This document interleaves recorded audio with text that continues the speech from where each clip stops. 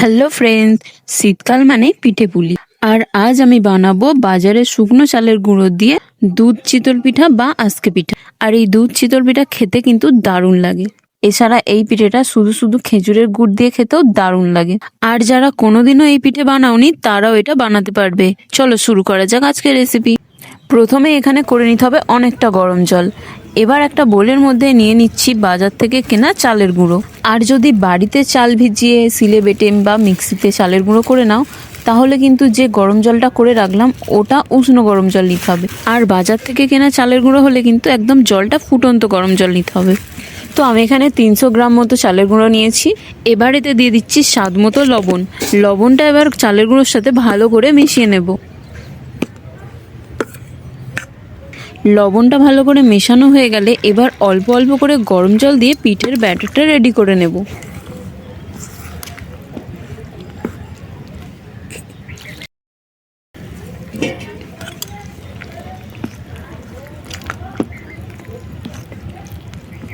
আর এই পিঠেটা বানানোও কিন্তু খুবই সহজ, আর সেরম কোনো উপকরণও লাগে না, শুধু একটু সময় লাগে। তো দেখো অল্প অল্প করে গরম জল দিয়ে একটা স্মুথ ব্যাটার তৈরি করে নেব।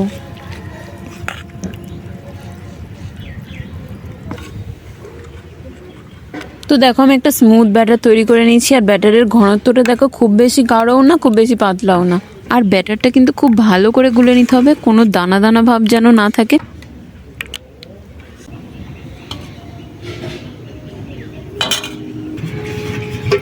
আর এখানে আমি নিয়েছি দেখো 3 লিটার দুধ। এতে অল্প পরিমাণ জল দিয়ে আগে থেকে ফুটিয়ে রেখেছিলাম। এখন এতে কিছু উপকরণ অ্যাড করে আরেকটু ফুটিয়ে নেব। দিয়ে দিচ্ছি এলাচ। এলাচটা একটু ফাটিয়ে দেবে।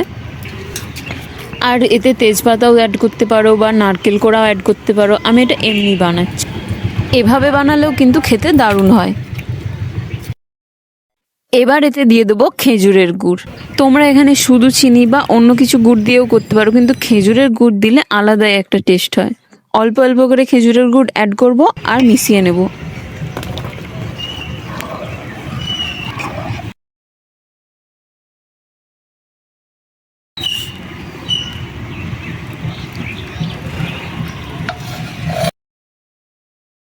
তো খেজুরের গুড়টা অ্যাড করা হয়ে গেলে এর মিষ্টিটা একটু চেক করে অল্প পরিমাণে চিনি দিয়ে দেবো। আর দিয়ে দিচ্ছি স্বাদ মতো লবণ। এবার দুধটা ফুটে গেলে এটা নামিয়ে রাখবো।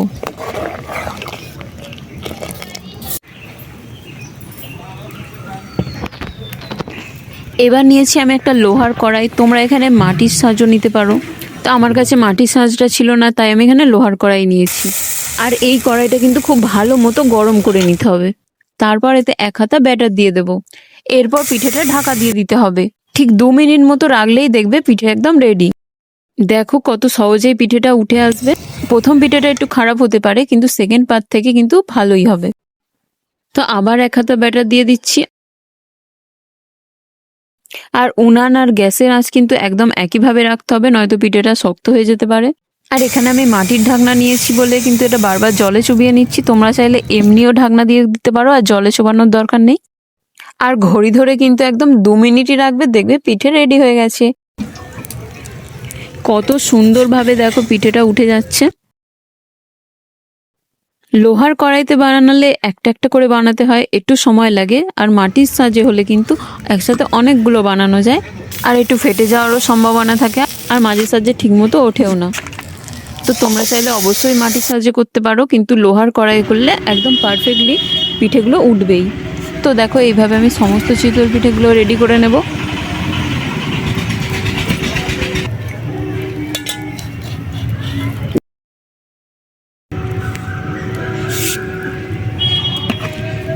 তো দেখো আমার চিতল পিঠেগুলো অনেকটাই রেডি করা হয়ে গেছে। এবার আমি এক এক করে আগে থেকে ফোটানো দুধের মধ্যে দিয়ে দেব।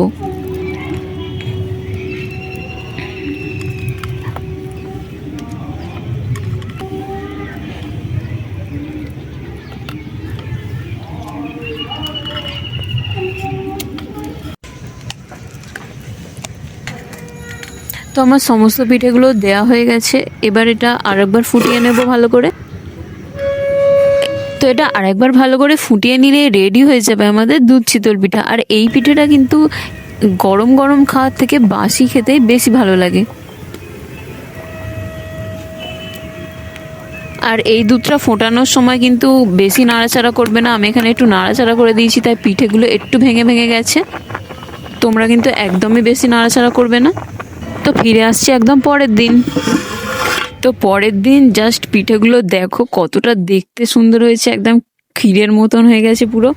তো খেতে তো মনে হচ্ছে দারুণ হবে। নাড়াচাড়ার কারণে একটু ভেঙে ভেঙে গেছে। তো চলো পিঠেটা প্লেটে তুলে নেওয়া যাক। তো দেখো একদম পুরো ক্ষীরের মতন লাগছে, পুরো ক্রিমের মতন একটা টেক্সচার হয়ে গেছে। তো যারা কোনোদিনও এই পিঠেটা বাসি খাওনি, মানে পরের দিন, তো একবার অবশ্যই খেয়ে দেখো, দারুণ খেতে হয়।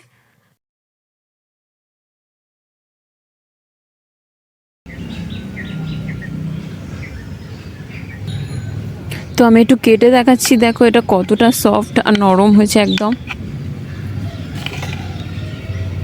তো শীতের সকালে রোদে বসে এরকম পিঠে খাওয়ার মজাই আলাদা।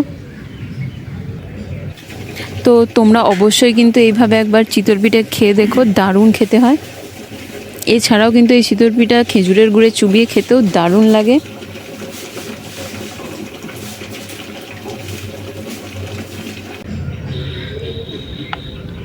তো আজকের এই পিঠের রেসিপি কেমন লাগলো অবশ্যই কিন্তু কমেন্ট করে জানাবে। ভালো লাগলে একটা লাইক করে দেবে।